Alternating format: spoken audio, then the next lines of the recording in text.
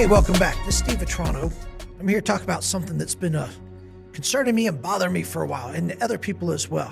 Talking about people that don't understand the Palestinian conflict with the Israelis, all the suffering going on in Gaza. Why is this happening? Why is it so unfair? And people just don't have the facts and information. So what I'm here to do is lay those out for you. So come into this with an open mind. Like I always tell you, I'm trying to bring an objective, fact-based view and let you be informed so you know what you're talking about. You know what you're protesting for or against. Everybody's allowed to have different opinions. They just shouldn't be allowed to talk about stuff they don't really know about. So let's talk about this and get into what's happening in Gaza and why it's happening.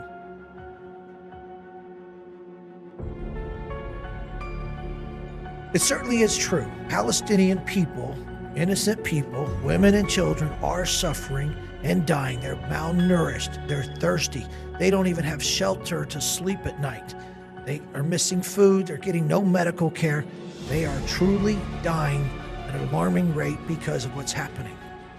But let me tell you some more truth along with that. The food trucks that are coming in, the aid trucks that are coming in, stuff we brought in over the shore, up on the beaches, stuff from the United Nations, not enough is getting there.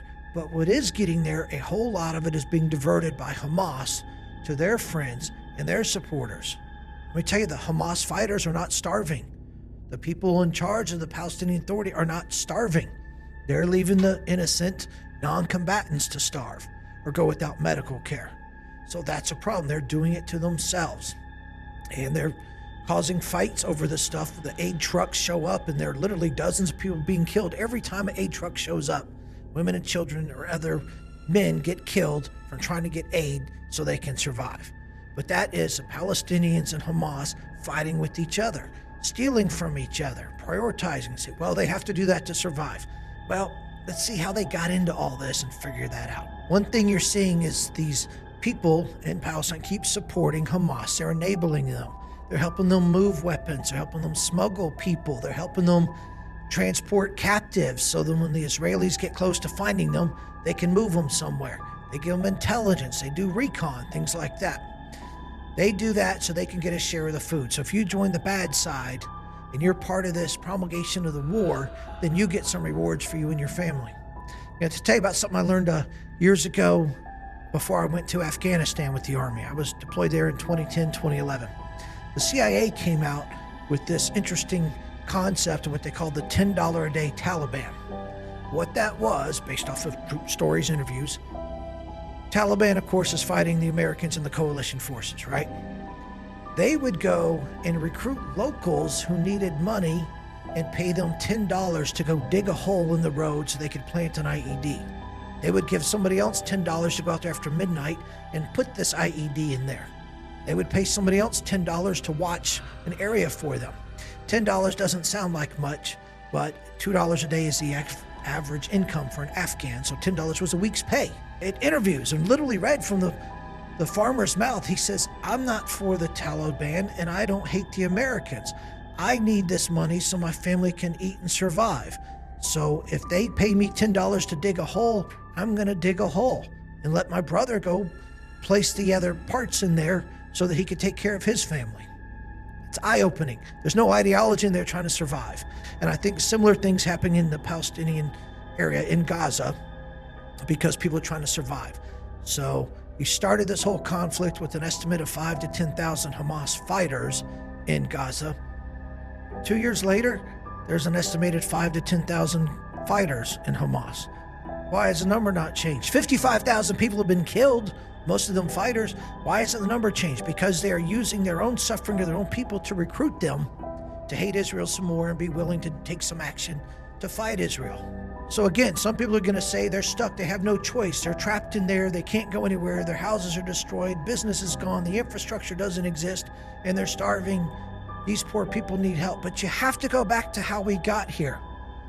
October 7th, 2023, Hamas and its fighters went and attacked Israel, starting with a concert, a Sunday morning concert. They killed over 1,500 civilians. They took 251 hostages. Okay? Everybody saw videos. Well, it wasn't edited. They went and murdered, raped, tortured, and kidnapped people and destroyed property just randomly because they wanted to attack Israel. So let me ask you this. Let me give you a good analogy.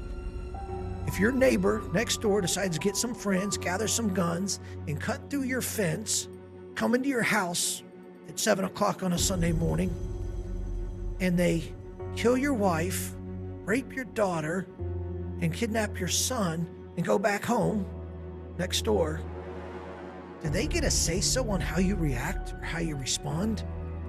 And then the Israeli army comes in with tanks and they say, hey, wait, we just have guns. You can't bring a tank to a gunfight.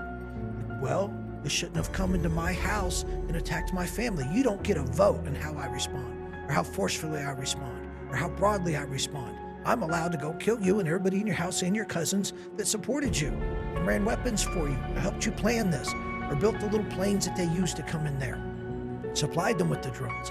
That's why we're here, is because they came and attacked and did that without any provocation, unless you want to go back to 80 years of provocation just because Israel exists. But that is what happened.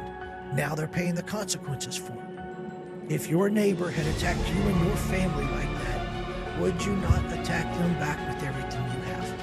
And I don't care if they're starving. I don't care that their house is no longer livable.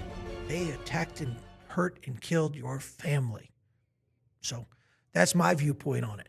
But you've got college students and other people that are out protesting, so it's all about the poor Palestinians.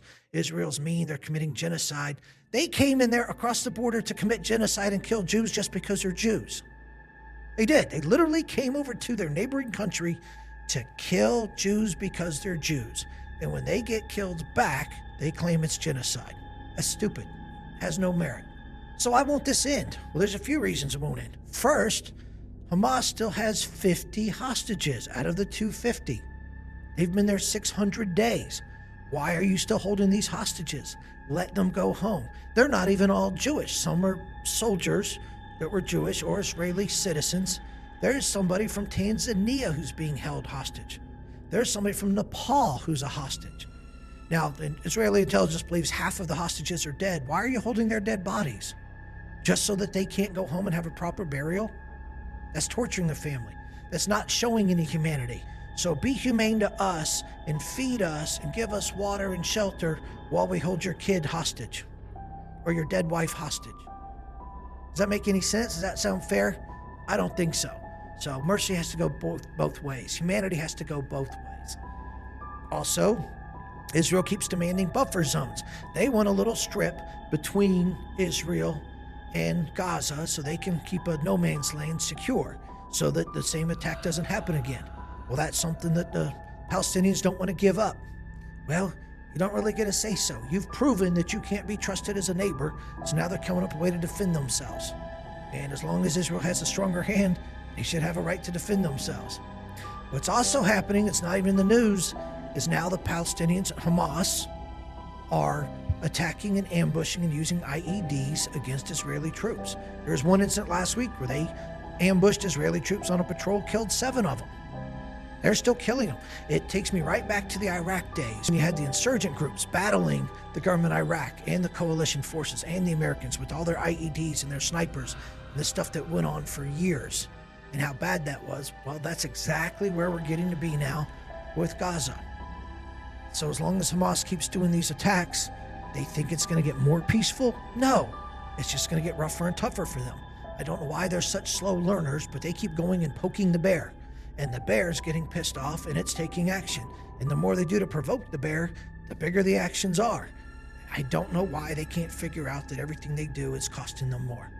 So to the Hamas fighters, when you plan your next little mission against the Israeli settlers or against the border or against the troops, instead of thinking, I'm going to go out today and hurt some Israelis, think, I'm going to go out today and hurt some of my own people because my actions are going to cause reactions that are going to be disproportionate and they're going to be hurt.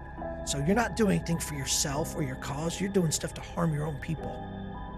Do the math on that. It's not working. Quit doubling down on stuff that's not working. So what's going to take it to end all this? Okay, first, Hamas has to stop provoking the Israeli army. As I just said, every time you go poke the bear, you're getting a response that you don't want.